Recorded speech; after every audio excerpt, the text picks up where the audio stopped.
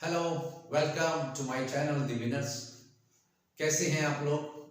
उम्मीद करता हूं आप लोग खैरियत से होंगे। मैं आपका दोस्त सैयद राशिद अली एक मरतबा फिर आपकी खिदमत में हाजिर हूं। मेरा आज का जो टॉपिक है वो बहुत ही सेंसिटिव है, बहुत ही हसास है। मेरा आज का टॉपिक है, हम जानबूझ के कुछ पेरेंट्स अपने बच्चों को बिगाड़ देते हैं। तो चलिए यहीं से बात शुरू करते हैं। देखिए, दुनिया में दो तरह के पेरेंट्स होते हैं। एक तो अपर मिडिल क्लास पेरेंट्स होते हैं और एक होते हैं लोअर मिडिल क्लास, या यूं समझ लीजिए कि मिडिल क्लास। पहले हम अपर मिडिल क्लास फैमिलीज की बात करते हैं। उनके जो बच्चे होते हैं वो जिस तरीके से उनकी अपब्रिंगिंग होती है, उनकी परवरिश होती है, तो थोड़ा तो उनको बचपन से ही एटीट्यूड मिल जाता है अपने पेरेंट्स की तरफ से। उनके दिमाग में ये बात बैठ जाती है कि हमारे पेरेंट्स बहुत ज़्यादा एस्टेब्लिश्ड हैं, प्रॉस्पेरस हैं, बहुत रिच हैं। अब जब वो थोड़े से बड़े होते हैं तो उनकी फरमाइशें शुरू हो जाती हैं। फादर और मदर दोनों बहुत बिजी होते हैं और बच्चों से प्यार भी करते हैं। अब उनकी जो पहली फरमाइश होती है, जो आज का जो सिनेरियो है, वो टेलीफोन से शुरू होती है। पहले अब से 20 साल पहले कपड़ों से होती थी, कपड़ों का ज़माना अब चला गया। अब बच्चा सबसे पहले स्मार्टफोन की डिमांड करता है, उसकी फरमाइश करता है, और पेरेंट्स बगैर पूछे उसको वो चीज़ प्रोवाइड कर देते हैं, वो चाहे कितना भी एक्सपेंसिव क्यों ना हो। उसके बाद कुछ रोज़ के बाद वो यूज़ करता है, फिर उससे बोर हो जाता है, फिर एक नया मॉडल कंपनी लॉन्च कर देती है, फिर उसकी फरमाइश होती है। उसके बारे में भी माँ बाप इंक्वायरी नहीं करते, वो दिलवा देते हैं। ये सिलसिला यूँ चलता रहता है। ज़्यादातर जो बहुत ज़्यादा रिच पेरेंट्स हैं, बहुत ज़्यादा एस्टेब्लिश्ड हैं, अपर क्लास लोगों की बात कर रहा हूँ, जो अपर क्लास लोग हैं वो खुसूसन ये करते हैं। और अब उसका जो दूसरा नतीजा निकलता है वो ये कि बच्चों के भी दिमाग में आहिस्ता आहिस्ता ये बात फॉर्म होती जा रही है कि मैं कुछ भी मांगता हूँ तो मुझे किसी भी चीज़ के लिए मना नहीं किया जाता है, और यहाँ तक कि उसके बारे में पूछा भी नहीं जाता कि आप क्या करोगे, अभी आप छोटे हो और एप्पल का फ़ोन क्यों यूज़ कर रहे हो, किसी दूसरी कंपनी का ले लीजिए, सैमसंग का ले लीजिए, वीवो का ले लीजिए। नहीं, तो इस तरीके से अब बच्चे के दिमाग में कम्प्लीटली ये पिक्चर फॉर्म्ड हो जाती है कि मैं अब जो इसके अलावा चीज़ मांगूंगा वो भी मुझे मना नहीं की जाएगी। अब वो सबसे पहले बाइक मांगता है, और बाइक भी स्पोर्ट्स बाइक। वहाँ से अब उसकी दूसरी फरमाइश खड़ी होती है। पेरेंट्स ये नहीं सोचते, इसके अंदर एक एंगल ये भी रहता है कि बच्चे के चोट ना लग जाए, एक्सीडेंट ना हो जाए, क्योंकि जो टीनेजर के बच्चे होते हैं उनको यकीनन बहुत तेज़ बाइक चलाने का शौक़ होता है, दूसरे लोगों से इंस्पायर होते रहते हैं, हॉलीवुड से, बॉलीवुड से। उसके बाद बात यहाँ ख़त्म हो जाए तो भी गनीमत है, बात तो इससे भी ज़्यादा आगे बढ़ जाती है। अब वो स्पोर्ट्स कार पे आता है, फिर स्पोर्ट्स कार की फरमाइश करता है बच्चा। वो फरमाइश भी उसकी 2-4-10 दिन के बाद है, 1 या 2 माह के बाद वो भी पूरी हो जाती है। नतीजा ये कि जब ये 3-4 फरमाइशें पूरी हो जाती है, बच्चा मुकम्मल हाथ से निकल जाता है और बच्चा बहुत ज़्यादा पैम्पर्ड हो जाता है। अब वो हर आदमी के जो रिलेटिव्स हैं, ज़रूरी नहीं कि सब मिलियनियर या बिलियनर्स हों, ऐसा भी नहीं होता।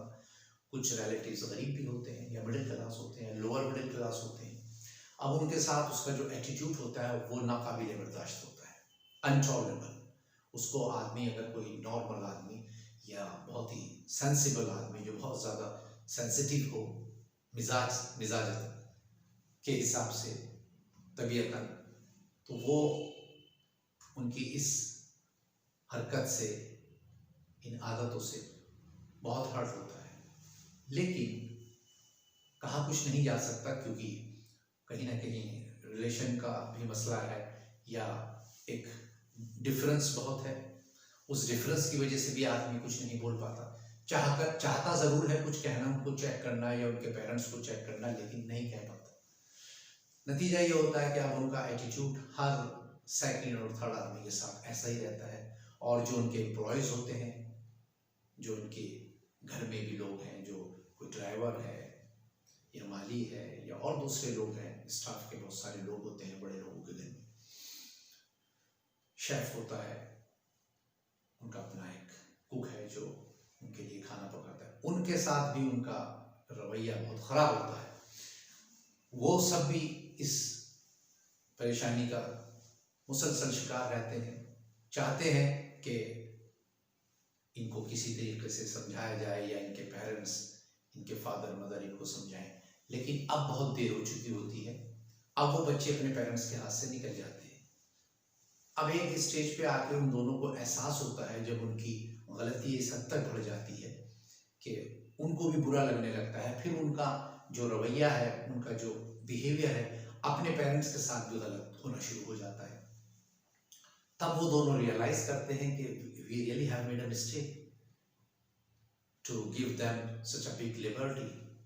लेकिन अब क्या किया जा सकता है? अब तो चिड़िया चुग गई खेत, अब तो कुछ भी नहीं हो सकता। इस सूरत में उनको बिगाड़ने में सबसे ज़्यादा हाथ उनके पेरेंट्स का होता है, जो उस वक्त वो महसूस नहीं करते, क्योंकि खुशहाली इतनी होती है घर के अंदर कि उनको जो फरमाइशें वो कर रहे थे उनके लिए बहुत छोटी थी, वो चीज़ कोई अहमियत नहीं रखती थी। गरीब आदमी तो अगर उनका बच्चा अगर साइकिल की फरमाइश भी करता है तो वो 10 दफ़ा उसके बारे में सोचते हैं, फिर एक बजट बनाते हैं, तब जाकर वो चीज़ उसको प्रोवाइड करते हैं। लेकिन बड़े आदमियों के तो जो चोचले होते हैं वो तो बहुत ज़्यादा बड़े होते हैं, उनके नज़दीक तो बड़ी से बड़ी कीमती से कीमती चीज़ भी उनके लिए बहुत मामूली होती है, वो फ़ौरन इंतज़ाम कर देते हैं। उसका नतीजा ये होता है कि ऐसे लोग जब समाज में निकलते हैं, जब सोसाइटी में निकलते हैं, तो इसका असर उन पर भी बहुत ख़राब पड़ता है। एक तरीके से सोसाइटी को, समाज को बिगाड़ने में भी इनका बहुत बड़ा रोल है। इनको देखकर जो दूसरे बच्चे हैं वो बहुत ज़्यादा डिस्टर्ब हो जाते हैं मेंटली, और चाहते हैं कि हम भी इस तरह से बन जाएं, लेकिन जब उनकी हरकत देखते हैं तो फिर सोचते हैं अच्छा हुआ हम ऐसे ना हो। ये तो उसका एक पहलू हुआ, लेकिन दूसरा पहलू ये है कि पेरेंट्स को, बहुत अच्छी बात है, बहुत सारे इंडस्ट्रियलिस्ट मेरी निगाह से गुजरे हैं, उन्होंने अपने बच्चों को हमेशा बहुत ही रिजर्व रखा है, बहुत ही अपने कंट्रोल में रखा है, और जिसका नतीजा ये है कि वो बिलियनर्स हैं, लेकिन उनके बच्चे बिल्कुल उनमें एटीट्यूड नहीं होता।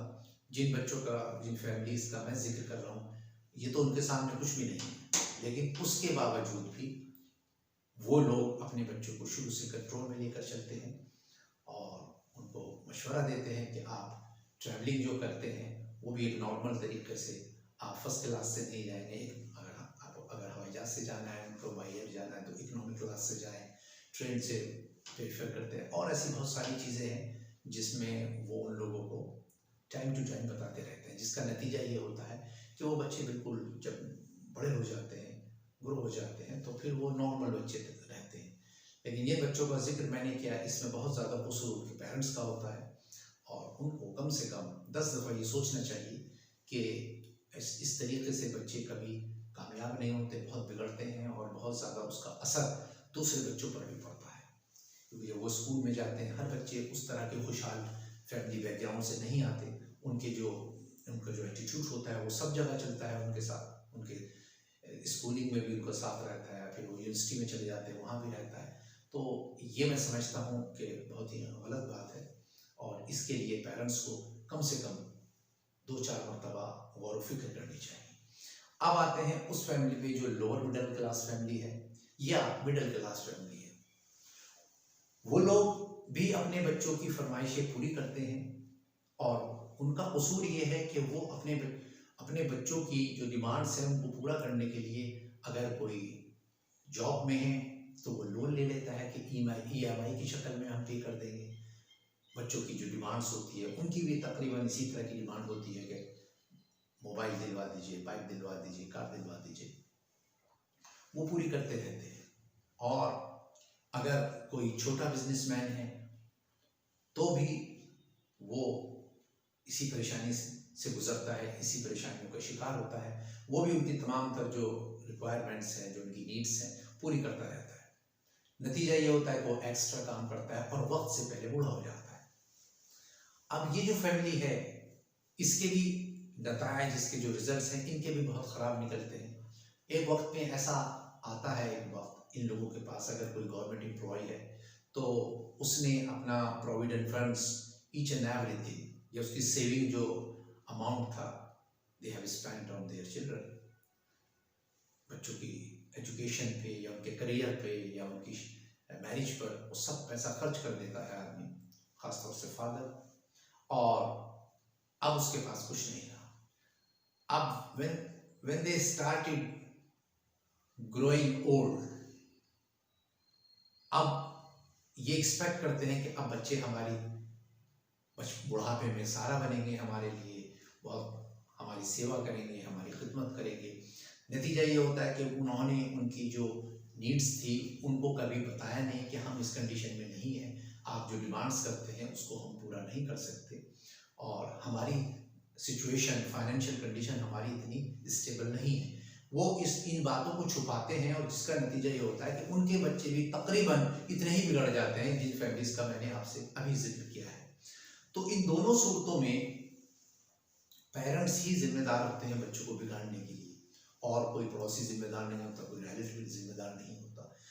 तो इस सूरत में हमें करना क्या चाहिए कि अगर हम बहुत ज़्यादा इस्टेब्लिश्ड हैं, बहुत रिच हैं, तो भी बच्चों को बहुत एहतियात के साथ हमें पालना चाहिए, उनकी परवरिश करनी चाहिए। और हम अगर मिडिल क्लास लोग हैं, लोअर मिडिल क्लास लोग हैं, तो भी हमारी ये जिम्मेदारी है कि बच्चों से बहुत सारी बातें, जब बच्चे अडल्ट हो जाते हैं या वक्त से पहले मैच्योर हो जाते हैं, तो उनके साथ अपनी बातें शेयर करनी चाहिए। ये ज़रूरी नहीं है कि आप उनके साथ हर चीज़ शेयर करना शुरू कर दें, ऐसा नहीं, लेकिन जब वो आपसे तरह तरह की फरमाइशें करते हैं, डिमांड्स करते हैं, उस वक्त आप उनको ज़रूर बता सकते हैं कि देखो बेटा, हम इस कंडीशन में नहीं हैं जो आप हमसे बार बार फरमाइश करते हैं, अगर हम ये पूरी करते रहेंगे आपकी, तो ये घर पे बिक जाएगा, और आपके जो दूसरी हमारे ऊपर जो रिस्पॉन्सिबिलिटीज़ है, आपकी एजुकेशन की है या आपके करियर की है या आपकी शादी की है, वो हम पूरी नहीं कर पाएंगे। इसमें पेरेंट्स की सबसे बड़ी गलती ये होती है कि वो इस कंडीशन में नहीं होते और उनकी लाड प्यार की वजह से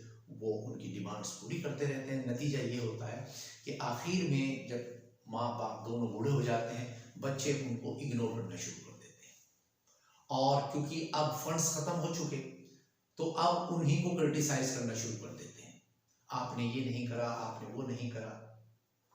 फिर उस वक्त वो बैठकर रियलाइज करते हैं, लेकिन जितनी पेशेंस, जितना सब्र ऊपर वाले ने माँ बाप को दिया है, शायद ही दुनिया में किसी को दिया होगा, वो फिर भी कोई शिकवा नहीं करते, कोई गिला नहीं करते कि आप हमारे साथ इस तरीके से बिहेव कर रहे हैं, हमने अपनी पूरी हस्ती आपके लिए ख़त्म कर दी, मिटा दी अपनी हस्ती। कभी माँ बाप ये शिकवा नहीं करते, उनके चेहरे पर भी कोई इस तरह के एक्सप्रेशंस नहीं होते कि मैंने आपके लिए क्या किया और क्या नहीं कहा। कभी कभार ऐसा होता है कि ज़िंदगी में कहीं दूसरे तरीके से दे गेट टू नो कि they have given such a big sacrifice for your career, for your marriage, for your life. लेकिन जब तक के माँ बाप बहुत कमज़ोर हो जाते हैं, बहुत बूढ़े हो जाते हैं, और बच्चे अब उनको, लेकिन ऐसा बहुत कम होता है, अगर उनको कभी एहसास हो गया अपनी गलती का, वैसे तो इस जनरेशन को अपनी गलती का एहसास नहीं होता, लेकिन अगर हो गया तब तक माँ बाप को इन तमाम तक चीज़ों की ज़रूरत पेश नहीं आती। तो इसलिए मेरी आप लोगों से ये दरख्वास्त है, अभी अगर आप जल्द अनकरीब शादी करने जा रहे हैं, शादी हो जाएगी, सभी की शादी होती है अमूमन, तो आप अपने बच्चों की जो परवरिश करें, उनकी जो अपब्रिंगिंग करें, बहुत सोच समझ के कीजिए, प्लानिंग के साथ कीजिए। जैसे कोई लड़का जब एजुकेशन हासिल करता है तो एक प्लान बनाता है कि मुझे अपने फ्यूचर में क्या करना है, क्या नहीं करना, और जो लोग इस तरह से प्लान बना लेते हैं वो सक्सेसफुल हो जाते हैं। इसी तरीके से जो लोग सेटल होने की सोच रहे हैं, शादी करने की सोच रहे हैं, तो यकीनन बच्चे भी होते हैं, उनको अपने बच्चों की परवरिश के लिए पहले से प्लान बनाना चाहिए, इससे पहले कि देर हो जाए और वो फिर आपके साथ इस तरीके से पेश आए जैसे कि हम देखते हैं, पढ़ते हैं, सुनते हैं, तो फिर बहुत पछताता है, और फिर उसके बाद पछताने से कुछ भी नहीं होता।